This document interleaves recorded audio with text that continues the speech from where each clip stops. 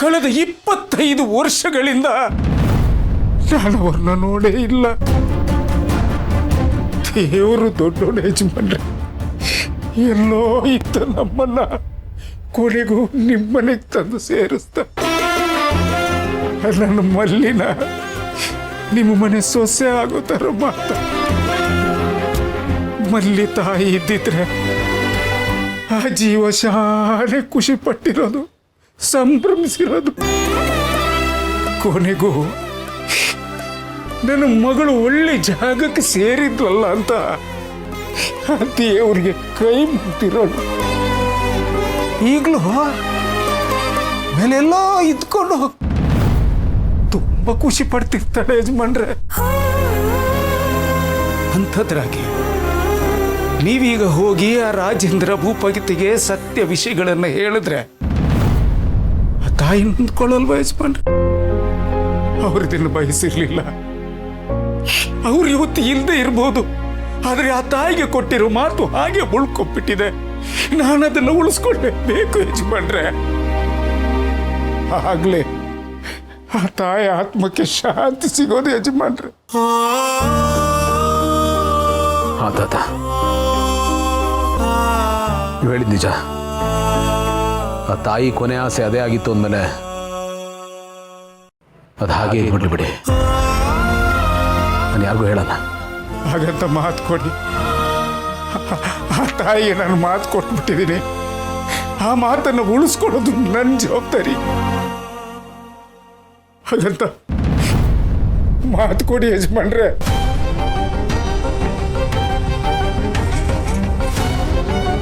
ನೋಡಿ, ನಾನು ಒಂದ್ಸತಿ ಏನಾದರೂ ಹೇಳಿದ್ರೆ ಅದ್ರ ಪ್ರಕಾರನೇ ನಡ್ಕೋತೀನಿ, ಅದ್ರ ಪರ ನಿಲ್ತೀನಿ.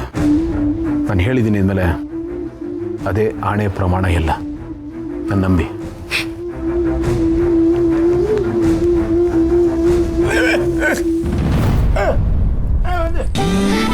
ಏನ್ ಬಾವರೆ ತಾತ ತಲೆ ತಿಂತಾ ಇದ್ರಾ? ಅವ್ರ ಮಾತೇ ನಿಮ್ಗೆ ಅರ್ಥ ಆಗಕ್ಕಿಲ್ಲ. ಇಲ್ಲಮ್ಮ, ಎಲ್ಲ ಅರ್ಥ ಆಗುತ್ತೆ. ನಿಮ್ಮ ತಾತನಿಂದ ತಿಳ್ಕೊಳ್ಳೋದು ತುಂಬಾನೇ ಇತ್ತು. ನಿಜವಾಗ್ಲು ಇಂಥ ತಾತನ ಪಡೆಯೋದಕ್ಕೆ ನೀನು ಪುಣ್ಯ ಮಾಡಿದ್ಯಾ? ಹ್ಞೂ ಬಾವರೆ, ಇಂಥ ತಾತ ಯಾರಿಗೂ ಸಿಗಕ್ಕಿಲ್ಲ.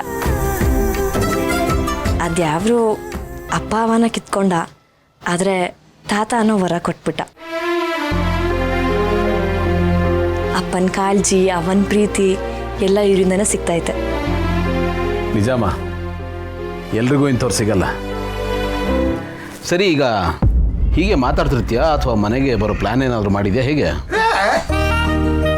ಸರಿ ಬಾವರೆ, ನನ್ನ ಬಟ್ಟೆ ಎಲ್ಲ ಎತ್ತಿಟ್ಕೊಳ್ತೀನಿ, ನೀವು ಕಾಫಿ ಕುಟ್ಬಿಟ್ಟು ಬನ್ನಿ.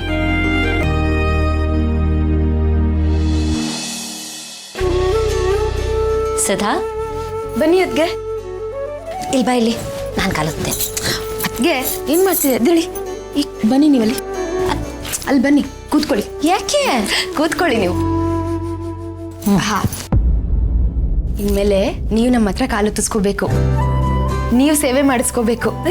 ಅದನ್ನ ಬಿಟ್ಟು ಇದನ್ನೆಲ್ಲ ಮಾಡಬಾರ್ದು. ಹಾ, ಮಹಾರಾಣಿ ತರ ಇರಬೇಕು. ಕಿರೀಟ ಬಂದಿರಲ್ಲ ಅಷ್ಟೇ. ಏನು ಗೊತ್ತಾ ಸುಧಾ, ಅತ್ತೆ ಹುಷಾರಾಗಿದ್ದಿದ್ರೆ ಅವ್ರ ತಾಯಿ ಆಗಿದ್ದಾಗ ಅವ್ರ ಅನುಭವ ಹೇಗಿತ್ತು ಅಂತ ಕೇಳೋ ಆಸೆ ಇತ್ತು ನನಗೆ. ಬಟ್ ಅತ್ತೆ ಸ್ಥಿತಿ ಹೀಗಿದೆ. ಸುಧಾ, ತಾಯಿ ಆಗೋ ಅನುಭವದಲ್ಲಿ ನೀನ್ ನನ್ಗಿಂತ ಸೀನಿಯರು. ನೀನ್ ಪ್ರೆಗ್ನೆಂಟ್ ಆಗಿರ್ಬೇಕಾದ್ರೆ ನಿನ್ನ ಅನುಭವ ಹೇಗಿತ್ತು?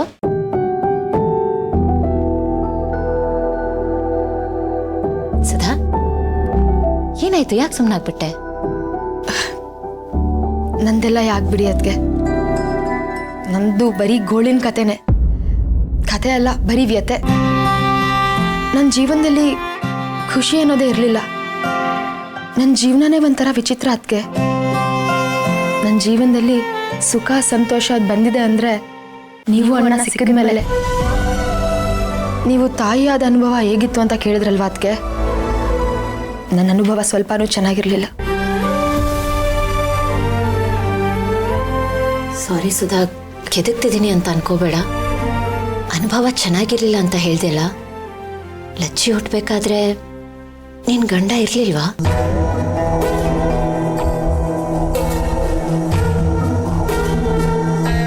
ಇದ್ದ. ಇದ್ದು ಇಲ್ದಂಗಿದ್ದ. ದಯವಿಟ್ಟು ಅವನ ಬಗ್ಗೆ ಕೇಳಬೇಡಿ ಅದಕ್ಕೆ. ಯಾಕೆ ಸುಧಾ, ಅವ್ರು ನಿನ್ನನ್ನು ಅಷ್ಟೊಂದು ಕೆಟ್ಟದಾಗಿ ನಡೆಸ್ಕೊಂಡ್ರ? ಸಾರಿ, ಮೇ ಬಿ ನಾನು ಕೇಳಬಾರ್ದಾಗಿತ್ತು, ಆದರೆ ನಿನ್ನ ಮೇಲಿರೋ ಕನ್ಸರ್ನಲ್ಲಿ ಕೇಳಿದೆ ಅಷ್ಟೇ. ಪರವಾಗಿಲ್ಲ ಅದಕ್ಕೆ. ನೀವು ಈ ವಿಷಯನ ಕೇಳ್ತಿದ್ದೀರಂತ ನನಗೇನೂ ಬೇಜಾರಿಲ್ಲ. ಆದರೆ ಅವನ ಬಗ್ಗೆ ಮಾತಾಡೋದಕ್ಕೆ ನನಗೆ ಮನಸ್ಸಿಲ್ಲ. ಮನುಷ್ಯರ ಬಗ್ಗೆ ಮಾತಾಡ್ಬೋದು, ಆದರೆ ರಾಕ್ಷಸನ ಬಗ್ಗೆ ಏನು ಮಾತಾಡ್ತೀರಾ ಅದಕ್ಕೆ? ಅವನಿಗೆ ಕರುಣೆ ಅನ್ನೋದು ಎಳ್ಳಷ್ಟು ಇರಲಿಲ್ಲ. ಅವನ್ನ ನೆನೆಸ್ಕೊಂಡ್ರೆ ಸಾಕು ಬೆಚ್ಚ ಬಿದ್ದಂಗೆ ಆಗುತ್ತೆ. ಅವನು ನನ್ನ ಮಗುಗೆ ಅಪ್ಪ ಅದ, ಆದರೆ ಯಾವತ್ತೂ ನನ್ನ ಗಂಡ ಆಗಿಲ್ಲ ಅದಕ್ಕೆ. ಸರಿ, ಹೋಗ್ಲಿ ಬಿಡು. ಸತ್ತೋದವ್ರ ಬಗ್ಗೆ ಯಾಕೆ ಮಾತು? ಇಲ್ಲ ಅದಕ್ಕೆ, ಬದುಕಿದ್ದಾನೆ. ಸುಧಾ, ಏನು ಹೇಳ್ತಿದ್ಯಾ? ಹಾಂ ಅದಕ್ಕೆ, ಅವನು ಬದುಕಿದ್ದಾನೆ. ಆದರೆ ನನ್ನ ಪಾಲಿಗೆ ಅವನು ಸತ್ತಿದ್ದಾನೆ. ಬರೀ ಸುಳ್ಳು, ಮೋಸ, ವಂಚನೆ. ಅವನ ಬಣ್ಣದ ಮಾತಿಗೆ ಬಲಿಯಾಗಿ ಅವನು ಎಂಥವನು ಅಂತ ತಿಳ್ಕೊಳ್ದೆ ಅವನು ನಮ್ಮ ಮದುವೆ ಆಗ್ಬಿಟ್ಟೆ. ಆಮೇಲೆ ನನಗೆ ಗೊತ್ತಾಗಿದ್ದು ನಾನು ಬಿದ್ದಿದ್ದು ಹಾಳ್ಬಾವಿಗೆ ಅಂತ. ಅವನು ಬರೀ ಕಳ್ತನ ಮಾಡಿಕೊಂಡು ಇನ್ನೊಬ್ಬರಿಗೆ ಮೋಸ ಮಾಡಿಕೊಂಡೇ ಬದುಕ್ತಿದ್ದ. ಮೋಸ ಮಾಡೋದೇ ಜೀವನ ಮಾಡ್ಕೊಂಡ್ಬಿಟ್ಟಿದ್ದ. ಒಂದು ಕಡೆ ಹುಷಾರಿಲ್ದಿರೋ ನಮ್ಮಮ್ಮ, ಇನ್ನೊಂದು ಕಡೆ ನನ್ನ ಮಗಳು. ಅವರನ್ನು ನೋಡ್ಕೊಳ್ಳೋದಲ್ದೆ ಅವನ ಜೊತೆನೂ ಹೇಗ್ಬೇಕಿತ್ತು. ನಿಜವಾಗ್ಲೂ ನಾನು ನರಕನೇ ನೋಡ್ಬಿಟ್ಟಿದ್ದೀನಿ ಅದಕ್ಕೆ. ಅಂಥವನ ಜೊತೆ ಹೇಗಪ್ಪ ಬದುಕೋದು ಅಂತ ತುಂಬಾನೇ ಭಯ ಆಗ್ತಿತ್ತು. ಕೊನೆಗೊಂದು ದಿವಸ ಅದೇನೋ ಅಪರಾಧ ಮಾಡಿ ಜೈಲಿಗೆ ಸೇರ್ಕೊಂಡ. ಆಗ್ಲೇ ಅದಕ್ಕೆ ಇಂಥ ಗಂಡನಿಂದ ನನಗೆ ಮುಕ್ತಿ ಸಿಕ್ತಲ್ಲ ಅಂತ ನಾನು ನಿಟ್ಟುಸಿರು ಬಿಟ್ಟಿದ್ದು. ಕಟ್ಕೊಂಡು ಹೆಂಡ್ತಿನೇ ಅವನ ಬಗ್ಗೆ ಈ ರೀತಿ ಎಲ್ಲ ಮಾತಾಡ್ತಾಳೆ ಅಂದರೆ ನೀವೇ ಯೋಚನೆ ಮಾಡಿ ಅದಕ್ಕೆ ಅವನು ಎಂತವನು ಅಂತ. ಅವನು ಜೈಲಿಗೆ ಹೋಗಿದ್ದೆ ಕೊನೆ. ನನ್ನ ಅವನ ಸಂಬಂಧ ಅಲ್ಲಿ ಮುಗೀತು. ಅವನೇನೋ ಜೈಲಿಗೆ ಹೋದ, ಆದರೆ ಸಮಾಜ ಶಿಕ್ಷೆ ಕೊಟ್ಟಿದ್ದು ನನಗೆ. ಅವನು ಮಾಡಿದ ತಪ್ಪಿಗೆ ಜನ ನನ್ನ ಬಗ್ಗೆ ಏನೇನೋ ಮಾತಾಡೋರು. ಅದನ್ನೆಲ್ಲ ಕೇಳಿಸ್ಕೊಂಡು ತಡ್ಕೊಳಕ್ ಆಗ್ತಿರ್ಲಿಲ್ಲ ಅದಕ್ಕೆ ಕೊನೆಗೆ ಒಂದು ದಿವಸ ಅಮ್ಮನ ಲಚ್ಚಿನ ಕರ್ಕೊಂಡ ಜಾಗ ಬಿಟ್ಟು ಬಂದ್ಬಿಟ್ಟೆ. ನಂದೇ ಆದ ಹೊಸ ಬದುಕನ್ನು ಕಟ್ಕೊಂಡೆ. ಅವನಿಂದಾಗಿ ತುಂಬಾನೇ ಅನುಭವಿಸ್ಬಿಟ್ಟೆ ಅದಕ್ಕೆ ನಾನು. ಸುಧಾ, ಸಮಾಧಾನ ಮಾಡ್ಕೊಳ್ಬೇಡ. ನೀನು ಯಾಕೆ ಈ ವಿಷಯ ನಮ್ಮ ಹತ್ರ ಹೇಳಿಲ್ಲ? ಸಾರಿ, ನಿನ್ನ ಗಂಡ ಸತ್ತೋಗಿದ್ದಾರೆ ಅಂತ ನಾವು ಅನ್ಕೊಂಡಿದ್ವಿ. ಅಟ್ಲೀಸ್ಟ್ ಗೌತಮ್ ಅವ್ರಿಗಾದ್ರೂ ಹೇಳ್ಬೋದಾಗಿತ್ತಲ್ವಾ? ಇಲ್ಲ ಅದಕ್ಕೆ, ಅಣ್ಣಂಗೆ ಈ ವಿಷಯದ ಬಗ್ಗೆ ಏನೂ ಹೇಳೋದು ಬೇಡ. ಪಾಪ ಅಣ್ಣಂಗೇನಾದರೂ ಈ ವಿಷಯ ಗೊತ್ತಾದ್ರೆ ನನ್ನ ತಂಗಿ ಇಷ್ಟೊಂದು ಅನುಭವಿಸ್ಬಿಟ್ಲ ಅಂತ ತುಂಬ ನೊಂದೋಗ್ತಾನೆ. ಮನ್ಸು ಮುರಿದೋಗಿದೆ ಅದಕ್ಕೆ. ನಾನು ಅವನ್ನ ಮರೆಯೋದಕ್ಕೆ ಇಷ್ಟಪಡ್ತೀನಿ. ಅವನ ಬಗ್ಗೆ ನೆನೆಸ್ಕೊಳ್ಳೋದಕ್ಕೆ ಏನೂ ಇಲ್ಲ. ಅದಕ್ಕೆ ನಿಮ್ಮ ಹತ್ರ ಅಂತಲ್ಲ, ನಾನು ಯಾರ ಹತ್ರನೂ ಅವನ ಬಗ್ಗೆ ಮಾತಾಡೋದಕ್ಕೆ ಇಷ್ಟಪಡಲ್ಲ. ನನ್ನ ಪಾಲಿಗೆ ಅವನು ಸತ್ತಂಗೆ ಅಲ್ವಾ ಅದಕ್ಕೆ ಯಾರೇ ಕೇಳಿದ್ರು ನಾನು ಗಂಡಂಗೆ ಬಿಟ್ಟಿದ್ದೀನಿ ಅಂತ ಹೇಳಲ್ಲ. ನನಗೆ ಗಂಡ ಇಲ್ಲ ಅಂತ ಹೇಳ್ತೀನಿ. ಅದು ಅಲ್ಲದೆ ಗಂಡನ ಬಿಟ್ಟವಳು ಅಂತ ಈ ಪ್ರಪಂಚಕ್ಕೆ ಗೊತ್ತಾದ್ರೆ ಹೆಣ್ಣನ್ನು ನೋಡೋ ರೀತಿನೇ ಬೇರೆ. ಗಂಡ ಬೇಕಿದ್ರೆ ಹೆಂಡ್ತಿನ ಬಿಟ್ಟು ಆರಾಮಾಗಿರಬಹುದು, ಆದರೆ ಹೆಂಡ್ತಿ ಆದವಳು ಗಂಡಂಗೆ ಬಿಟ್ಟು ಬದುಕೋದು ತುಂಬ ಕಷ್ಟ. ಅದಕ್ಕೆ ನಮ್ಮ ಸುತ್ತ ಇರೋರು ಮಾತಲ್ಲೇ ನಮ್ಮನ್ನು ಸಾಯಿಸ್ಬಿಡ್ತಾರೆ, ಅಯ್ಯೋ ಅನ್ಸ್ಬಿಡ್ತಾರೆ. ಕಾಲ ಬದಲಾದ್ರೂ ಹೆಣ್ಣಿಗೊಂದು ಗಂಡಿಗೊಂದು ಅಂತ ತಾರತಮ್ಯ ಈಗಲೂ ಹಾಗೆ ಇದೆ ಅದಕ್ಕೆ. ನಮ್ಮ ಜೀವನ ಗಂಡ್ಮಕ್ಳಷ್ಟು ಸುಲಭ ಅಲ್ಲ ಅದಕ್ಕೆ. ಸಮಾಧಾನ ಮಾಡ್ಕೊ ಸುಧಾ. ಅದಕ್ಕೆ ನನಗೀಗ ಆ ದೇವರು ಎಲ್ಲ ಕೊಟ್ಟಿದ್ದಾನೆ. ಲಚ್ಚಿ, ಅಣ್ಣ, ನೀವು, ಈ ಮನೆಯವರು. ನಾನು ಕಳ್ಕೊಂಡಿದ್ದಕ್ಕಿಂತ ಜಾಸ್ತಿನೇ ಪಡ್ಕೊಂಡಿದ್ದೀನಿ ಅದಕ್ಕೆ. ಆ ಖುಷಿ, ಆ ನೆಮ್ಮದಿ ನನಗಿದೆ ಅದಕ್ಕೆ. ಹೀಗಿರೋವಾಗ ಅಂಥವನ ಬಗ್ಗೆ ಯಾಕೆ ಮಾತಾಡೋದು? ಅದ್ರ ಅಗತ್ಯ ಇಲ್ಲ ಅದಕ್ಕೆ. ಸಾರಿ ಸುಧಾ, ನಾನು ಬೇಡದೇ ಇರೋದನ್ನ ಕೇಳಿ ನಿನ್ನ ಮನಸ್ಸಿಗೆ ನೋವು ಆಗೋ ಹಾಗೆ ಮಾಡಿಬಿಟ್ಟೆ. Really sorry. ಇರಲಿ ಬಿಡಿ ಅದಕ್ಕೆ. ನೀವೊಂದು ರೀತಿಲಿ ಕೇಳಿದ್ದು ಒಳ್ಳೇದೇ ಆಯಿತು. ನಿಮ್ಮ ಹತ್ರ ಎಲ್ಲ ಹೇಳ್ಕೊಂಡು ನಾನು ಹಗುರಾದೆ. ಇಲ್ಲ ಇಲ್ಲಿ ನೋಡಿಲೆ, ನೀನು ಯಾವುದ್ರ ಬಗ್ಗೆನೂ ಯೋಚನೆ ಮಾಡಬೇಡ. ನಿನ್ನ ಜೊತೆ ನಾವೆಲ್ಲರೂ ಇದ್ದೀವಿ.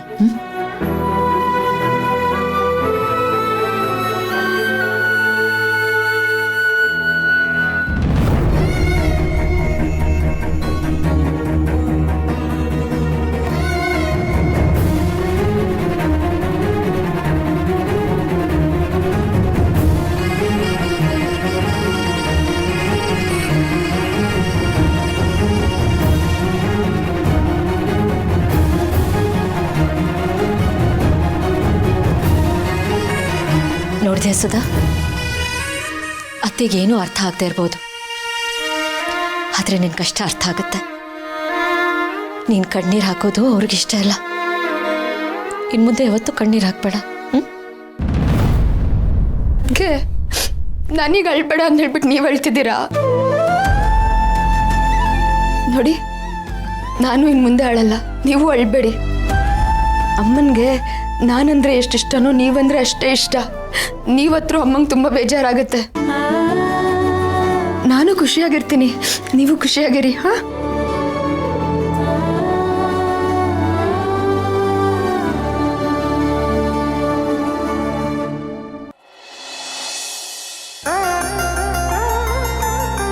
ಭೂಮಿಕಾ, ಭೂಮಿಕಾ, ನಿಮಗೆ ಒಂದು ಸರ್ಪ್ರೈಸ್ ಇದೆ. ನೋಡ್ದ್ಯಾ, ನಾ ಹೇಳಿದ್ದೆ ತಾನೇ, ಹಾಗೆ ಆಯ್ತು. ನೀವು ಬರೋಕ್ಕೆ ಮುಂಚೆ ಅಜ್ಜಿ ಹೇಳ್ತಿದ್ರು, ನೀವು ಆಚೆಯಿಂದ ಬರ್ತಿದ್ದಂಗೆ ನನಗೆ ಸರ್ಪ್ರೈಸ್ ತರ್ತೀರಂತ. ಕೊಡಿ. ಇದು ಕೈಯಿಂದ ಕೊಡೋದಲ್ಲ, ಕಣ್ಣಾರೆ ನೋಡುವಂಥದ್ದು, ನೋಡಿ ಖುಷಿ ಪಡೋವಂಥದ್ದು. ಕಣ್ಮುಚ್ಕೊಳ್ಳಿ. ಗೌತಮ, ಕೈಯಲ್ಲಿ ಕೊಡೋದಲ್ಲ, ಕಣ್ಣಲ್ಲಿ ನೋಡೋದು ಅಂತೀರಾ, ಕಣ್ಮುಚ್ಚು ಅಂತೀರಾ, ಏನಿದು? ಹೌದು, ಕಣ್ಣು ಮುಚ್ಚಿ ಕಣ್ಣು ತೆಗೆದ್ರೆ ತಾನೆ ಸರ್ಪ್ರೈಸ್ ಆಗೋದು. ಓಕೆ ಓಕೆ ಓಕೆ, ಮುಚ್ಕೊಳ್ಳಿ. ಕಣ್ಬಿಡಿ. ಮಲ್ಲಿ,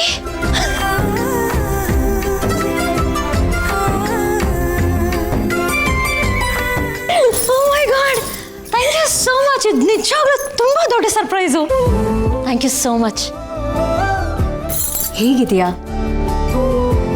ನೀನು ನನ್ನ ಮರ್ತೇ ಬಿಟ್ಟೆ ಅಲ್ಲ? ನಾವ್ಯಾರು ನಿನ್ನ ನೆನಪೇ ಆಗಿಲ್ಲ ಅಲ್ವಾ? ಇಲ್ಲ ಅಕ್ರೆ, ಹಾಗೆಲ್ಲ ಏನೂ ಇಲ್ಲ. ನನಗೆ ನಿಮ್ಮೆಲ್ಲರದ್ದು ನೆನಪಾಗ್ತಿತ್ತು, ಆದರೆ ಬರೋಕ್ಕಾಗ್ತಿರ್ಲಿಲ್ಲ ಅಷ್ಟೇಯ. ನನ್ ಬಿಡಿ, ನೀವು ಮಾಡಿದ್ಯೋನೋ, ನೀವೇನ ಎಲ್ಲ ಮರ್ತ್ಬಿಟ್ಟಿದ್ದೀರ. ಇವತ್ತು ನಾನು ಹುಟ್ಟದಬ್ಬ.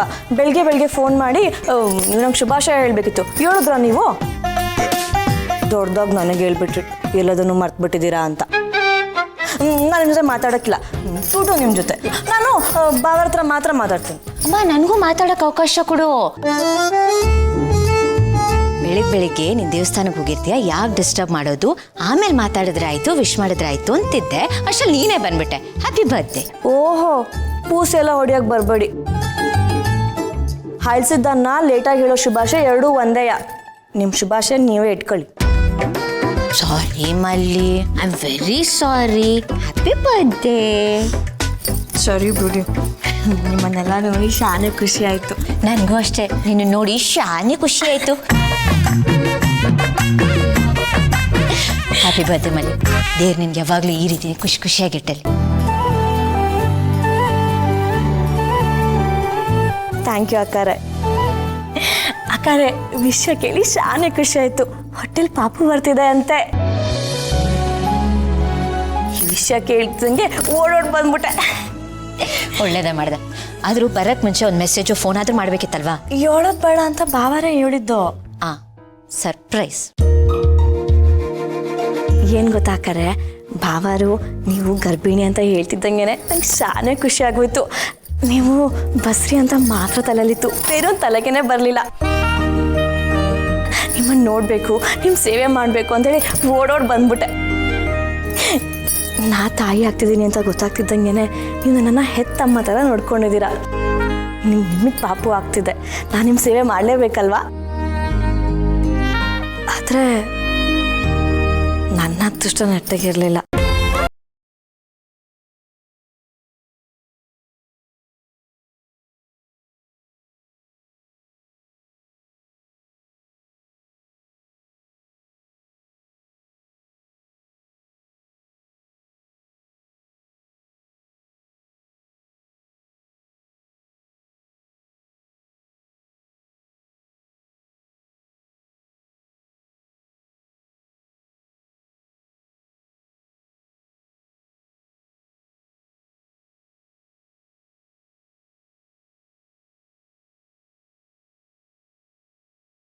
ಹೇಳಪ್ಪ, ಏನು ವಿಷಯ? ಏನೋ ಇಂಪಾರ್ಟೆಂಟ್ ಮಾತಾಡಬೇಕು ಅಂತ ಹೇಳಿದೆ. ಇನ್ನೇನಿರುತ್ತೆ ಅಂಕಲ್, ನಮ್ಮ ಗುರಿ, ನಮ್ಮ ಧ್ಯೇಯ, ನಮ್ಮ ಅಣ್ಣನ ಒಡೆಯೋದೆ ಅಂದಮೇಲೆ ಇಂಪಾರ್ಟೆಂಟು ಅರ್ಜೆಂಟ್ ಟಾಪಿಕ್ ಎಲ್ಲ ಅವಂದೇ ಅಲ್ವಾ? ಅದು ನಿಜ ಅನ್ನು ಕುಂತ್ರು ನಿಂತರು ಅದೇ ಯೋಚನೆನೇ. ನಮ್ಮ ಗುರಿನ ರೀಚ್ ಆಗೋವರೆಗೂ ಮನಸ್ಸಿಗೆ ನೆಮ್ಮದಿ ಅನ್ನೋದಿರೋದಿಲ್ಲ. ಈ ವಿಷಯಕ್ಕೆ ಸಂಬಂಧಪಟ್ಟಂಗೆ ಏನಾದರೂ ಡೆವಲಪ್ಮೆಂಟ್ಸ್ ಇದೆಯಾ? ಸದ್ಯಕ್ಕೆ ಅಂತ ಡೆವಲಪ್ಮೆಂಟ್ಸ್ ಏನಿಲ್ಲ ಅಂಕಲ್, ಮುಂದಕ್ಕೆ ಮಾಡಬೇಕಷ್ಟೇ. ಆದರೆ ನನಗೊಂದು ಚಿಕ್ಕ ಐಡಿಯಾ ಬಂದಿದೆ, ಅದನ್ನ ಹೇಗಾದರೂ ಮಾಡಿ ಇಂಪ್ಲಿಮೆಂಟ್ ಮಾಡಬೇಕು ಅಂತ. ನಾನು ಅನ್ಕೊಂಡಾಗೆ ಎಲ್ಲ ನಡೀತು ಅಂತಂದರೆ ನಾನು ಸಕ್ಸಸ್ಫುಲ್ ಆಗ್ತೀನಿ, ಕಿಂಗ್ ಆಗ್ತೀನಿ. ಬಟ್ ಅಂಕಲ್, ಅದೆಲ್ಲ ಕ್ರೆಡಿಟ್ಸು ನನಗೆ ಬೇಕು. ಆಯ್ತಪ್ಪ, ಎಲ್ಲ ಕ್ರೆಡಿಟ್ಸು ನೀನೇ ಇಟ್ಕೊ, ನನಗೇನು ಬೇಡ. ನನಗೆ ಬೇಕಾಗಿರೋದು ನಿಮ್ಮಣ್ಣ ಹಾಳಾಗೋದು ಅಷ್ಟಾದರೆ ಸಾಕು. ನನ್ನ ಆತ್ಮಕ್ಕೆ ಶಾಂತಿ ಸಿಕ್ಕಾಗೇನೆ. ಹೇಳು, ಅದೇನು ಪ್ಲ್ಯಾನ್? ಏನಿಲ್ಲ ಅಂಕಲ್, ಸದ್ಯಕ್ಕೆ ನಮ್ಮ ಪಾಲಿಗೆ ಏನು ಬೇಕು, ಆ 51% ಶೇರ್ಸ್ ಬೇಕು. ಅದಿಲ್ಲ, ಸೊ ನಾವೇನು ಮಾಡೋಕ್ಕಾಗ್ತಾ ಇಲ್ಲ. ಹೇಗಾದರೂ ಮಾಡಿ ಸುಧನ್ ಹತ್ರ ಇರೋ ಆ 25% ಶೇರ್ಸ್ ಏನಿದೆ ಅದನ್ನು ನಂದು ಹಾಕ್ಸ್ಕೊಂಡ್ಬಿಟ್ರೆ ನಮ್ಮ ಪ್ಲಾನು ಗ್ರ್ಯಾಂಡ್ ಸಕ್ಸಸ್. ಇಡೀ ಅಣ್ಣನ ಸಾಮ್ರಾಜ್ಯನೇ ನಮ್ಮ ಕೈಯಲ್ಲಿರುತ್ತೆ. ಅದೆಲ್ಲ ಆಮೇಲೆ ಮಾತು. ಆ ಶೇರ್ಸ್ಗಳನ್ನೆಲ್ಲ ನಿನ್ನ ಕಂಟ್ರೋಲ್ ತಗೋಬೇಕಲ್ಲ. ಸುಧಾ ಹತ್ರ ಇರೋದನ್ನ ಹೇಗೆ ತಗೊಂಡ್ಯ? ಅದು ಹೇಗೆ ಅಂದರೆ, ಮೊದಲು ಆ ಸುಧಾ ಕಥೆನ ಮುಗಿಸ್ತಿದ್ದೀನಿ.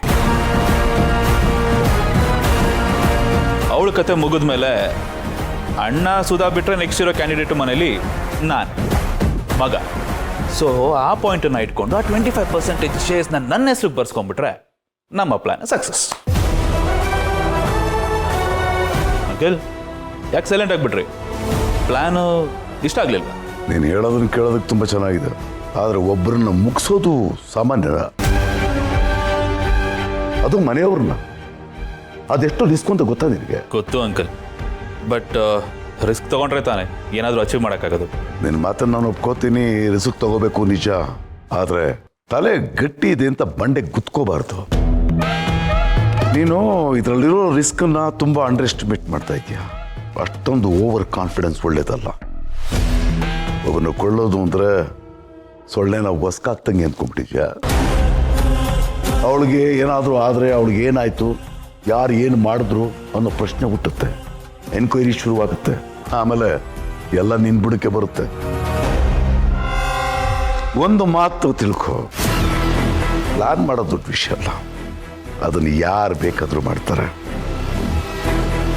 ಅದನ್ನ ನೀಟಾಗಿ ಎಕ್ಸಿಕ್ಯೂಟ್ ಮಾಡೋದಿದೆಯಲ್ಲ, ಅದು ಇಂಪಾರ್ಟೆಂಟ್. ಆ ಹಂತದಲ್ಲಿ ಸ್ವಲ್ಪ ಏನಾದರೂ ಎಡವಟ್ಟಾದರೂ ಅದು ನಿನ್ನ ತಲೆಗೆ ಬರುತ್ತೆ. ಈ ಮಾತು ಜ್ಞಾಪಕ ಇರಲಿ. ಬಿಸಿ ರಕ್ತ ಅಂತ ನನಗೆ ಗೊತ್ತು, ಆದರೆ ಯೋಚನೆ ಮಾಡಿ ಹೆಜ್ಜೆ ಇಡು. ಏನೇ ಮಾಡಿದ್ರು ಬಾಳೆಹಣ್ಣಿನಲ್ಲಿ ಸೂಜಿ ಇಳಿಸೋ ಥರ ನಾಜೂಕಾಗಿ ಮಾಡು. ಏನಂದ್ರೆ ಬಾಳೆಹಣ್ಣಲ್ಲಿ ಸೂಜಿ ಇಳಿಸದ? ಅರ್ಥ ಆಗಲಿಲ್ಲ. ಅಷ್ಟು ಸ್ಮೂತಾಗಿ ಮಾಡು ಅಂತ. ನೋಡೋ, ಈ ವಿಷಯದಲ್ಲಿ ಎಷ್ಟು ಕೇರ್ಫುಲ್ ಆಗಿದ್ರು ಕಡಿಮೆನೆ. ಡೋಂಟ್ ವರಿ ಅಂಕಲ್, ಎಲ್ಲ ನಾನು ನೋಡ್ಕೋತೀನಿ. ನನ್ನ ಕೈಗೆ ಒಂದು ಹನಿ ರಕ್ತನೂ ಆಗೋದಿಲ್ಲ. ಆ ಥರ ಎಲ್ಲ ನೀಟಾಗಿ ಮ್ಯಾನೇಜ್ ಮಾಡ್ತೀನಿ.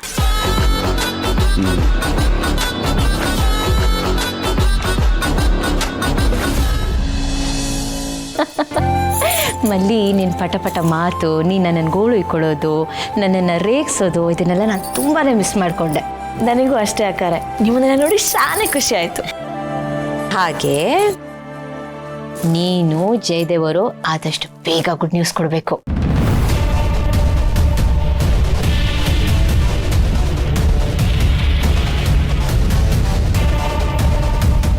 ಏನು ಗುಡ್ ನ್ಯೂಸ್ ಅಂತಿದ್ದಂಗೆ ಕನ್ಸಿನ ಲೋಕಕ್ಕೆ ಹೋಗ್ಬಿಟ್ಟಿದ್ದೀರಾ? ಇಲ್ಲ ಅಕ್ಕಾರೆ, ನಾನು ಕನಸೆಲ್ಲ ಕಾಣಕ್ಕೆ ಹೋಗೋಕ್ಕಿಲ್ಲ. ಕನಸು ನನಸಾಗದೇ ಇರಬೇಕಾದ್ರೆ ಆಗೋ ನೋವು ನಾನು ನೋಡ್ಬಿಟ್ಟಿವ್ನಿ. ಮತ್ತೆ ಆ ತಪ್ಪು ಮಾಡೋಕ್ಕಿಲ್ಲ ನಾನು.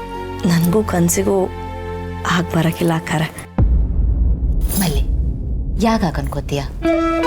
ಹಿಂದೇನೋ ಆಯ್ತು ಅಂತ ಮುಂದೇನೂ ಹಾಗೆ ಆಗಬೇಕು ಅನ್ನೋದೇನೂ ಇಲ್ವಲ್ಲ. ನಿನಗಿನ್ನೂ ಟೈಮ್ ಇದೆ, ವಯಸ್ಸಿದೆ, ಮತ್ತೆ ಕನಸು ಕಾಣು. ಬರೀ ನೀನು ಚಿಕ್ಕಮ್ಮ ಆದರೆ ಸಾಲದು, ನಾನು ದೊಡ್ಡಮ್ಮ ಆಗಬೇಕು. ನನಗೆ ಆಸೆ ಇದೆ ಮಲ್ಲಿ. ನೋಡೋಣ ಬಿಡಿ. ನಮ್ಮ ಕೈಯಲ್ಲಿ ಏನೈತೆ, ಹಣೆ ಬರದಲ್ಲಿ ಏನು ಬರ್ತಿದ್ಯೋ ಅದೇ ಆಗೋದು. ಆಗೋ ಕಾಲಕ್ಕೆ ಎಲ್ಲ ಆಗ್ತೈತೆ. ಮಲ್ಲಿ, ನಿಜ ಹೇಳು, ಏನಾಗಿದೆ?